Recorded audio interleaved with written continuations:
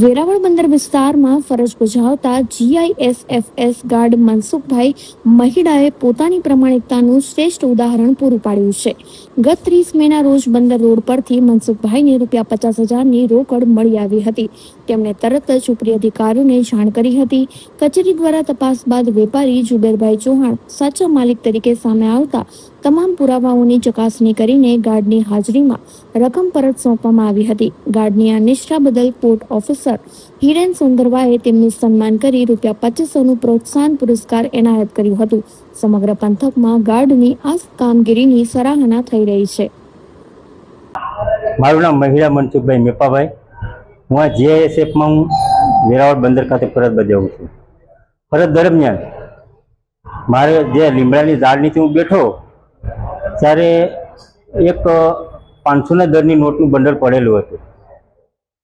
એટલે મેં લઈ અને મારા ફરજ પરના જે સુપરવાઇઝર છે એસએસઆઈ રામસિંહભાઈ એમને મેં કીધું આ 500ની દરનું બંડલ છે એ મને મળી આવેલ છે।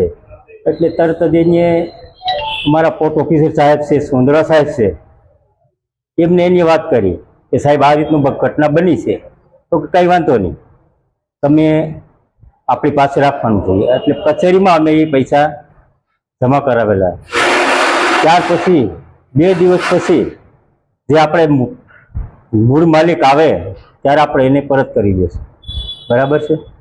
તો 2 દિવસ પછી સોમવારે એ લોકો અમે બપોર પછી એ લોકો અહીંયા આવ્યા એટલે વાત કરી એટલે સાહેબ પાસે બેઠા અમે અંદર ગયા, સાહેબને ગયા પોર્ટ ઓફિસર સાહેબ પાસે।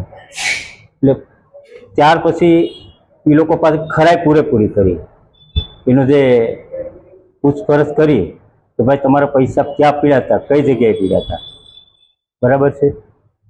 તો એમણે એના કોલ રેકોર્ડિંગ દ્વારા અમને સંભળાવ્યું કે ભાઈ આ રીતના અમારા પૈસા પડેલા હતા। એટલે ખાતરી કરી કે ભાઈ કોલ રેકોર્ડ બરાબરમાં બોલે છે। એમાં એના ઘરેને આજે વાત કરેલી હતી, ઘરે તો કંઈ પૈસા છે નહીં, તમારા રસ્તામાં ગમે અહીંયા પડી ગયા એવી વાત એવી થઈ એના મોબાઈલની અંદર। એટલે એવું લાગ્યું કે કદાચ આના પણ હશે એમ।